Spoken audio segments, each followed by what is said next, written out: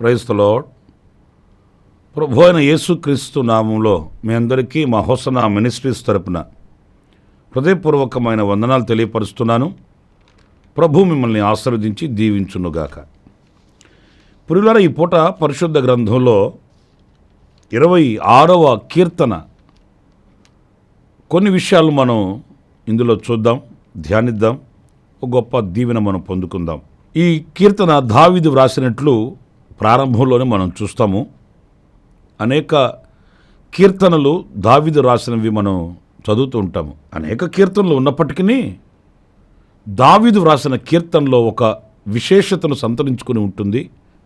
మనం ఆ ఆశీర్వాదకరమైన లేక ఆ వాక్యము యొక్క లోతుల్లోనికి మనం వెళ్ళగలిగితే ఎన్నో పాఠాలు మనం నేర్చుకోగలుగుతాం. హృదయ అంతర్భాగాలలో నుంచి పెళ్ళుబుక్కినటువంటి ఒక ప్రవాహంలా ఉంటుంది దావీదు యొక్క మాటల శైలి. ఎంతో ఆశీర్వాదాన్ని మాత్రమే కాకుండా ఒక శుద్ధీకరణను, ఒక విమర్శను కలిగిస్తాయి దావీదు మాటలు. అందుకే చూడండి, ఈ కీర్తన మొదట్లోనే ఒక చక్కటి మాట ఆయన వ్రాసాడు. నేను చదువుతున్నాను ఆ మాటల్ని. యెహోవా, నేను యథార్థవంతుడనై ప్రవర్తించుచున్నాను, నాకు తీర్పు తీర్చుము. ప్రియులారా, చూడండి, ఈ మాట మాట్లాడడానికి కాస్త గట్స్ కావాలండి. ఎందుకంటే దేవుని ఒక వ్యక్తి నాకు తీర్పు తీర్చుము అని అంటున్నాడంటే అక్కడే మనం అతడు ఎంత యథార్థవంతుడు అనేది మనం అర్థం చేసుకోవాలండి. ఎందుకంటే మనం ఆరాధించే మన ప్రభు ఆయన సర్వశక్తి కలిగిన దేవుడు. ఆయన హృదయ అంతర్భాగాలను చూస్తాడు, పై రూపాన్ని కాదు. గుండె లోతులు చూస్తాడు. మనుషులుగా మనం పై రూపాన్ని చూసి మురిసిపోతాం, భక్తిని వేషంలో చూస్తుంటాం. కానీ దేవుడు అలా కాదు కదా. ఆయన హృదయ అంతర్భాగాలలో ఉద్భవించే ప్రతి ఆలోచన, ప్రతి ఆశను ఆయన పరిశీలించి పరీక్షించి తెలుసుకుంటాడు. ఆయన అగ్నినేత్రములు కలిగిన వాడని ప్రకటన గ్రంథంలో మనం చదువుతాం కదా. మరి అంతటి శక్తి కలిగిన దేవుని నేను ఎంత యథార్థవంతుడనై ఉన్నానో నీకు తెలుసు, నీవు నాకు తీర్పు తీర్చుము అని అనడంలో ఆయన అంత యథార్థమైనటువంటి వ్యక్తిగా దేవుని ఎదుట నడిపించబడుతున్నాడు అనేది మనం అర్థం చేసుకోవాలి.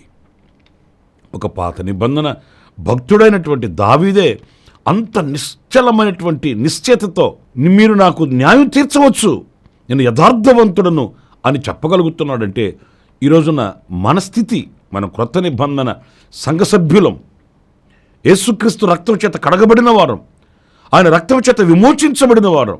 మరి ఈరోజు మన పరిస్థితి ఎలా ఉంది అనేది ఎవరికి వారమి మనం విమర్శించుకోవలసిన అవసరం ఉంది. చూడండి, ఈ కీర్తనలో ప్రాముఖ్యంగా కొన్ని విషయాలు నేను మీతో చెప్తాను. ఎంత యథార్థత కలిగిన వాడై ఆ మాట అనగలుగుతున్నాడు అనంటే ఈ మొదటి వాక్యంలోనే మనం చదువుతాము, ఏమియూ సందేహింపకుండా యెహోవా యందు నేను నమ్మిక ఉంచి ఉన్నాను. ప్రియులారా, చూడండి, అతనికున్న నమ్మకంలో ఏ మాత్రం కూడా సందేహం లేదంటండి. వాస్తవంగా మనం నమ్ముతాం. ఎలా నమ్ముతాము అనంటే అపనమ్మకముతో కూడా కలిసిన నమ్మకం మనకు ఉంటుందండి. అంటే ఎలా ఉంటుందంటే దేవుడు అద్భుతాలు చేస్తాడండి, ఆయన విడిపిస్తాడండి, ఆయన పోషిస్తాడండి. అదేనండి, మా వాళ్ళలో ఒక ఆయన్ని కాస్త నేను సహాయం చేయమని అడిగాను, అందాక వెళ్ళొద్దామని వెళుతున్నానండి అని చెప్తారు. మళ్ళీ అదే నడుతో ఏం చెప్తారు? దేవుడు సహాయం చేస్తాడు, దేవుడు విడిపిస్తాడు, దేవుడు అద్భుతం చేస్తాడు. ఇలాంటి మాటలు ఈ రెండు కలగంపున కనబడుతాయండి. దేవుడు స్వస్థపరుస్తాడు అని చెప్తాము, ఒకవేళ స్వస్థపరచకపోతే అన్నట్లుగా మాట్లాడతాం. దేవుడు నడిపిస్తాడు అని చెప్తాము, మన ప్రయత్నం మనకు ఉండాలి కదండి అంటూ సాగి వెళుతుంటాము. ఇలాంటి అనుభవాలు నాలో మీలోని కాదు, ఇంచుమించుగా అందరిలో పొడ చూపుతూ ఉంటాయి.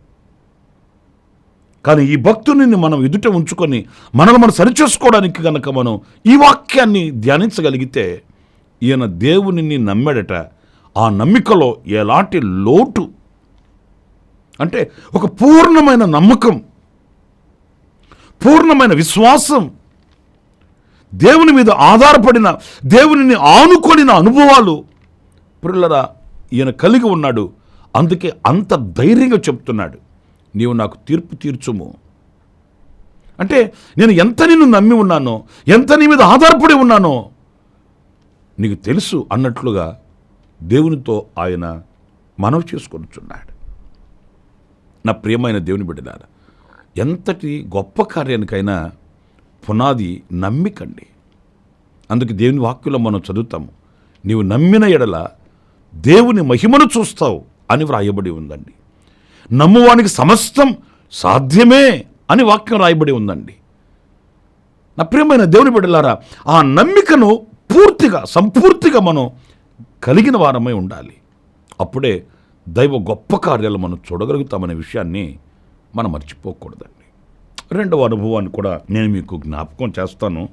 అదేంటంటే 3వ వాక్యంలో మనం గమనించినప్పుడు, నీ కృప నా కన్నుల ఎదుట నుంచుకొని ఉన్నాను, నీ సత్యము ననుసరించి నడుచుకొనుచున్నాను. మరి ఇలాంటి అనుభవాలు కలిగిన వాడు ధైర్యంతో మాట్లాడక ఇంకెలా మాట్లాడతాడండి? ఈ రెండవ అనుభవం మనం గమనిస్తే, నీ కృప నా కనుల ఎదుట నుంచుకొని ఉన్నాను అంటే ఈయన నిత్యము చూసేది దేనిని అనంటే దేవుడు చూపించే కృపనండి. క్లిష్ట పరిస్థితులు అతను ఎదుట నిలిచినప్పుడు, అభ్యంతరాలు, అవరోధాలు, ఆటంకాలు, అపజయాలు ఎదుట నిలిచినప్పుడు వాటిల్ని చూస్తూ కృంగిపోవట్లేదు, వాటిని చూస్తూ నలిగిపోవట్లేదు, అధైర్యపడట్లేదు, ఏమవుతుందో అనే కలవరంతో కన్నీళ్లు కార్చట్లేదు. ఎలాంటి పరిస్థితులు ఆయన ఎదుట నిలిచినప్పటికీ ఆయన తన కనుల ఎదుట కృపనుంచుకొని ఉన్నాడంట. అంటే ఎప్పుడు ఆయన ఆ కృపని, ఏ పరిస్థితులు నాకు ఎదురైనా నాకు దేవుని కృప ఉంది, ఆ కృప నన్ను తప్పిస్తుంది, ఆ కృప నన్ను రక్షిస్తుంది, ఆ కృప నన్ను సంరక్షిస్తుంది. ఎలాంటి పరిస్థితుల్లోనైనా ఆ కృపను కనుల ఎదుట ఉంచుకునే వ్యక్తి, ఒక మాట నేను చెప్పనా, కదల్చబడండి. ఎందుకంటే దేవుని కృప ఆకాశము కంటే ఉత్తమమైనది, ఉన్నతమైనదని వాక్యం చెప్తుంది. అది కొంతకాలమే మనతో ఉండేది కాదు, శాశ్వతమైనదని వాక్యం చెప్తుంది. మరి ఈ రోజున మన కనుల ఎదుట ఏం ఉంచుకొని ఉన్నాం? నేను అనకూడదు, కానీ కొందరు ఎప్పుడు ఎవరిని చూస్తుంటారంటే, ఎవరైతే నలిగిపోయారో, పడిపోయారో, చెడిపోయారో, దేవునికి దూరం అయిపోయారో అలాంటి వారి మీదకి మన దృష్టి వెళుతుందండి. విశ్వాసంలో పతనమైపోయి, విశ్వాసంలో బలహీనమైపోయి, విశ్వాసంలో దూరమైపోయినటువంటి వ్యక్తులు ఉంటారు కదండి, వాళ్ళ మీదకి వెళుతుంది. ఓ, వాళ్ళు ఎంత పెద్ద భక్తులో వాళ్ళే అట్లా అయిపోయారు, వీళ్ళు ఎంత పెద్ద భక్తులో వీళ్ళు ఎలాగైపోయారు, వాళ్ళు ఎంత విశ్వాస వీరులో వాళ్ళే అలాగైపోయారు, ఇంకా నాది ఏంటంట అన్నట్లుగా వాళ్ళతో పోల్చుకుంటాము, వాళ్ళతో మనం సరిచూచుకుంటాము. అందుకే ఆ అపజయాల ఊబిలో నుండి మనం బయటకు రాలేకపోతామండి. నా ప్రియమైన సహోదరులారా, కానీ మనము మన కనులు ఎదుట ఉంచుకొనవలసింది నశించిపోయిన వారిని, కృంగిపోయిన వారిని, చెడిపోయిన వారిని, పడిపోయిన వారిని, దేవునికి, దేవుని సన్నిధికి దూరమైపోయిన వారిని కాదు, కానీ ఏ స్థితిలో నుంచి అయినా మనల్ని లేవనెత్తగలిగిన ఆయన కృపని మన కనుల ఎదుట ఉంచుకోవాలి. అప్పుడే మనం ధైర్యంగా ప్రభు ఎదుట మనం నిలబడగలుగుతాము, జయముతో ప్రభుని స్తుతించగలుగుతామండి. నా ప్రియమైన వారులారా, జీవితం అనేది ఒక పోరాటం, ఒక యుద్ధరంగం. నేను ఇంకా మీకు నాకు తెలిసిన మాటలు చెప్పాలనుకుంటే, జీవితం అనేది పూలబాట ఏమీ కాదు. ఎన్నో అభ్యంతరాలు, అవాంతరాలు, ఆటంకాలు, నిందలు, అవమానాలు, ఇవన్నీ జీవితంలో అవి కూడా భాగమేనండి. మన నరాలలో రక్తం ఎలా ప్రవహిస్తుందో మన జీవితంలో ఇవి కూడా మనల్ని విన్నట్టు ఉంటాయి. కడుపులో చల్ల తగ్గకుండా, కంటికి నిద్ర తగ్గకుండా, నోటికి తిండి తగ్గకుండా, ఇంట్లో జనంతో, బంగారుతో, వైఢూర్యాలతో, వైభవాలతో ఊరంతా నాదేనని ఊరేగదామని మనం ఎప్పుడు అనుకోకూడదండి. అవి ఏవి శాశ్వతంగా మనతో ఉండేవి కావండి. జీవితపు అనుభవాలలో ఎన్నో ఎత్తుపల్లాలు మనం చవి చూడవలసి వస్తుంది. అన్నప్పుడు ఇలాంటి పరిస్థితులలో మన జీవితంలో ప్రతి అడుగున, ప్రతి క్షణమున మనల్ని ఆవరించి ఉండవలసింది దేవుని కృప. దేవుని కృప. ఆయన కృప లేనిదే క్షణం కూడా మనం బ్రతుకులేమండి. ఆ కృపను వెంబడించి, ఆ కృపను పొందుకుంటూ, ఆ కృపలో మనం విజయవంతంగా ముందుకు సాగాలనే కానీ ఎదురవుతున్న వాటిని చూసి మనం కృంగిపోకూడదు. అందుకే భక్తుడు ఆయన కనుల ఎదుట దేవుని కృపను ఉంచుకొని ఉన్నాడట. మీరు కీర్తనల్లో దావీదు జీవితంలో చూడండి, మనం చాలాసార్లు మనం చదువుతాము, కృప కృప అని కృపను కీర్తిస్తాడు. పరిశుద్ధుడైన పౌలు అంటాడు, నేను ఏమై ఉన్నానో అది కేవలం దేవుని కృప అయి ఉన్నాను అంటాడు. మరి ఈరోజున మనం ఆ కృప మీద ఆధారపడి, ఆ కృపను వేడుకొని, ఆ కృపలో బలవంతులమై ముందుకు సాగవలసిన అవసరం ఎంతైనా ఉంది అనే విషయాన్ని మనం మర్చిపోకూడదు. ఆ కృపకు దూరమై చాలామంది చిన్న చిన్న వాటికి వాళ్ళు పడిపోవడం, అంటే ఆధ్యాత్మికంగా పడిపోవడం, కృంగిపోవడం, కృషించిపోవడం, అధైర్యపడిపోవడం, ఇలాంటి అనుభవాలన్నీ మనం చూస్తున్నాము. జాగ్రత్త పడవలసిన అవసరం మనకి ఎంతైనా కూడా ఉంది. ఇంకొక మాట కూడా నేను మీకు జ్ఞాపకం చేస్తాను. 4వ వాక్యంలో మనం చదివితే, పనికి మాలిన వారితో నేను సాంగత్యము చేయను, వేషధారులతో పొందు చేయను. ఇక్కడ ఒక సమర్పణ, ఒక వేరుపాటు జీవితాన్ని మనం చూస్తామండి. ఈ కీర్తనాకారుడు నీవు నాకు తీర్పు తీర్చుము అని ఎందుకు అంత ధైర్యంతో చెప్పగలుగుతున్నాడంటే, ఈయన అందరితో కలిసిపోయిన వ్యక్తి కాదండి. నలుగురితో కలిసిపోయి వాళ్ళు అలాగా మాట్లాడితే ఈయన అలా మాట్లాడడం, వాళ్ళు ఎలా నడిపించబడితే ఈయన అలా నడిపించబడడం, అలా లోకంతో, లోకస్తులతో మింగిలైపోయిన వ్యక్తి కాదండి. ఇతనికి ఒక ప్రత్యేకమైన జీవితం ఉంది. పనికి మాలిన వారితో నేను సాంగత్యం చేయను, నాకు వారితో స్నేహం కుదరదు, నాకు చెలిమి అవసరం లేదు. వేషధారులతో నేను పొందు కోరనయ్యా. ఈ రోజున లోకంలో మనం అలాగ బ్రతకాలని ఆశిస్తే ఎన్ని సుటిపోటి మాటలో, ఈయన భక్తుడు అంటాయా, ఈయనకొక్కడికే వచ్చింది భక్తి. సరే, ఈ కోణాన్ని ప్రక్కన పెడితే ఈ రోజున ఈ వేషధారులైన వారిని, పనికి మాలిన కార్యక్రమాలలో తనమునకలైన వారిని ప్రక్కన పెట్టాలి అని అనుకుంటే, ఈ రోజున మనం వినే మాటలు ఏంటో తెలుసా? ఏమండి, అందరినీ అలా త్రో చేసుకుంటే పనులు ఎలా జరుగుతాయండి? పనులు జరగాలి కదండి అంటామండి. కానీ దేవుని మీద ఆధారపడిన వ్యక్తి దేవుని సహాయం చేత ప్రతిదీ సాధించగలుగుతాడు, ప్రతిదానిలో విజయాన్ని పొందుకోగలుగుతాడు.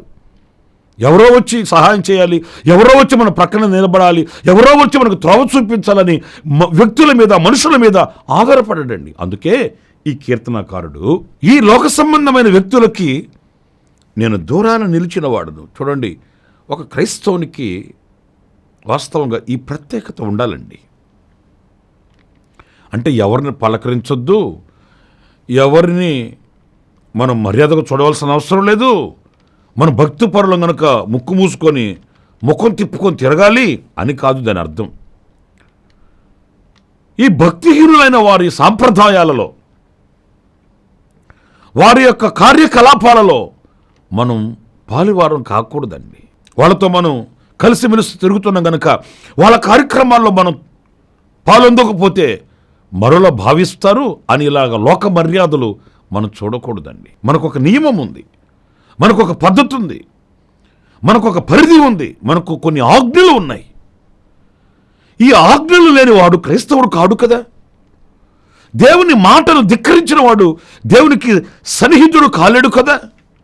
అన్నప్పుడు ఈ రోజున ఆ వేరైనటువంటి అనుభవాలలో చూడండి, పరిశుద్ధాత్ముడు ఈ లోకానికి దిగి వచ్చిన మొట్టమొదటి రోజున ఆయన ఇచ్చిన సందేశం కూడా అదే. మూర్ఖులకు ఈ తరమ వారికి మీరు వేరై బ్రతకాలి.